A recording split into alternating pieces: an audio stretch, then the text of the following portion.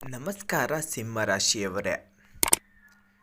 ಸೂರ್ಯನ ತೇಜಸ್ಸನ್ನು ಮೈಗೂಡಿಸಿಕೊಂಡಿರುವ ನಿಮಗೆ ಯಾರ ಮುಂದೆಯೂ ತಲೆ ಬಗ್ಗಿಸುವುದು ಗೊತ್ತಿಲ್ಲ.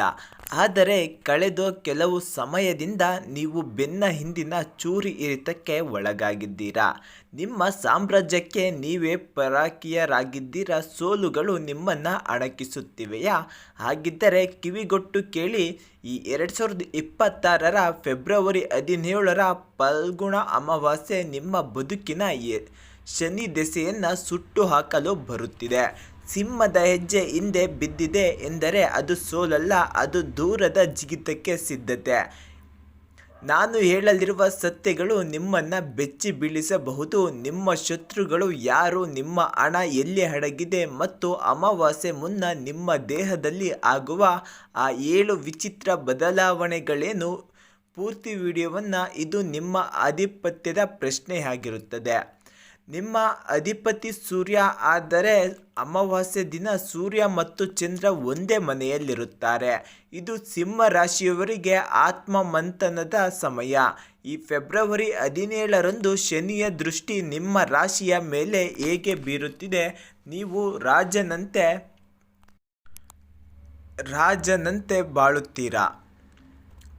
ಹೌದು ವೀಕ್ಷಕರೇ, ಬದುಕಬೇಕಾದರೆ ಈಗ ಯಾಕೆ ಸೇವಕನಂತೆ ದುಡಿಯುತ್ತಿದ್ದೀರಾ? ಇದರ ಹಿಂದಿನ ಜ್ಯೋತಿಷ್ಯ ರಹಸ್ಯವನ್ನು ನಾವು ಈ ವಿಡಿಯೋದಲ್ಲಿ ಸಂಪೂರ್ಣವಾಗಿ ತೋರಿಸುತ್ತೇವೆ. ಸಿಂಹ ರಾಶಿಯವರೇ, ಫೆಬ್ರವರಿ 17 ಬರುವ ಮೊದಲೇ ನಿಮ್ಮ ಜೀವನದಲ್ಲಿ ಈ ಘಟನೆಗಳು ನಡೆಯುತ್ತವೆ. ಎಚ್ಚರ ಇರಲಿ. ಬೆನ್ನಿನ ನೋವು ಅಥವಾ ಬೆನ್ನಿನ ಮೂಳೆಯ ಸಮಸ್ಯೆ. ಸೂರ್ಯನು ಬೆನ್ನೆಲುಬನ್ನು ಪ್ರತಿನಿಧಿಸುತ್ತಾನೆ. ಅಮಾವಾಸ್ಯೆ ಹತ್ತಿರವಾಗುತ್ತಿದ್ದಂತೆ ಅತಿಯಾದ ಸುಸ್ತು ಅಥವಾ ಬೆನ್ನು ನೋವು ಕಾಣಿಸಿಕೊಳ್ಳಬಹುದು. ತಂದೆಯೊಂದಿಗೆ ಅಥವಾ ಹಿರಿಯರೊಂದಿಗೆ ವಾಗ್ವಾದ. ಕಾರಣವಿಲ್ಲದೆ ಮನೆಯ ಹಿರಿಯ ಮೇಲೆ ಕೋಪ ಬರುವುದು. ಚಿನ್ನದ ವಸ್ತುಗಳ ಕಾಣೆಯಾಗುವಿಕೆ. ನಿಮ್ಮ ಅದೃಷ್ಟದ ಲೋಹವಾದ ನಿಮ್ಮ ಕಳೆದು ಹೋಗುವ ಅಥವಾ ಅಡವಿಡುವ ಪರಿಸ್ಥಿತಿ ಬರಬಹುದು. ಸರ್ಕಾರಿ ಕೆಲಸಗಳಲ್ಲಿ ಅಡೆತಡೆ. ಲೈಸೆನ್ಸ್, ಟ್ಯಾಕ್ಸ್ ಅಥವಾ ಕೋರ್ಟ್ ಕೆಲಸಗಳು ಅರ್ಧಕ್ಕೆ ನಿಲ್ಲುವುದು. ಕಣ್ಣಿನ ಉರಿ. ಅತಿಯಾದ ಶಾಖದಿಂದ ಕಣ್ಣು ಕೆಂಪಾಗುವುದು ಅಥವಾ ದೃಷ್ಟಿಯಲ್ಲಿ ಮಂದತೆ. ಶತ್ರುಗಳ ಪಿತೂರಿ. ನಿಮ್ಮನ್ನು ನಂಬಿದವರು ನಿಮ್ಮ ವಿರುದ್ಧ ಗುಂಪು ಕಟ್ಟುತ್ತಿದ್ದಾರೆ ಎಂಬ ಭಾವನೆ ಮೂಡುವುದು. ಬಾಕಿ ಉಳಿದ ಕೆಲಸಗಳ ಒತ್ತಡ. ಎಲ್ಲವೂ ಒಟ್ಟಿಗೆ ನಿಮ್ಮ ತಲೆ ಮೇಲೆ ಬೀಳುವುದು. ಕಳೆದು ಹೋದ ಗೌರವವನ್ನು ಮರಳಿ ಪಡೆಯಲು ನೀವು ಈ ಅಮಾವಾಸ್ಯೆ ದಿನ ಇವುಗಳನ್ನು ಮಾಡಲೇಬೇಕು. ಸೂರ್ಯನಿಗೆ ಆಜ್ಞೆ. ಅಂದು ಬೆಳಿಗ್ಗೆ ತಾಮ್ರದ ಪಾತ್ರೆಯಲ್ಲಿ ನೀರು, ಕೆಂಪು ಹೂವು ಮತ್ತು ಅಕ್ಷತೆ ಹಾಕಿ ಸೂರ್ಯನಿಗೆ ಅರ್ಪಿಸಿ. ಇದು ನಿಮ್ಮ ಆತ್ಮವಿಶ್ವಾಸವನ್ನು 10 ಪಟ್ಟು ಹೆಚ್ಚಿಸುತ್ತದೆ. ಗೋಧಿ ದಾನ. ಈ ದಿನ ಕೆಂಪು ಬಟ್ಟೆಯಲ್ಲಿ ಗೋಧಿಯನ್ನು ಕಟ್ಟಿ ದಾನ ಮಾಡಿ. ಇದು ನಿಮ್ಮ ರಾಶಿಯ ದೋಷಗಳನ್ನು ತೊಳೆದು ಹಾಕುತ್ತದೆ. ಆದಿತ್ಯ ಹೃದಯ ಸ್ತೋತ್ರ. ವಿಡಿಯೋದಲ್ಲಿ ನಾವು ಪ್ಲೇ ಮಾಡುವ ಈ ಸ್ತೋತ್ರವನ್ನು ಕೇಳಿಕೊಳ್ಳಿ.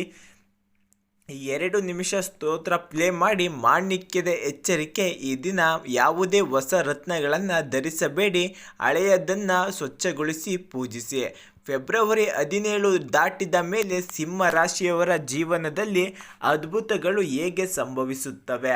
ಅಧಿಕಾರ ಪ್ರಾಪ್ತಿ. ರಾಜಕೀಯ ಅಥವಾ ಆಡಳಿತ ಕ್ಷೇತ್ರದಲ್ಲಿ ಇರುವವರಿಗೆ ದೊಡ್ಡ ಜವಾಬ್ದಾರಿ ಸಿಗಲಿದೆ.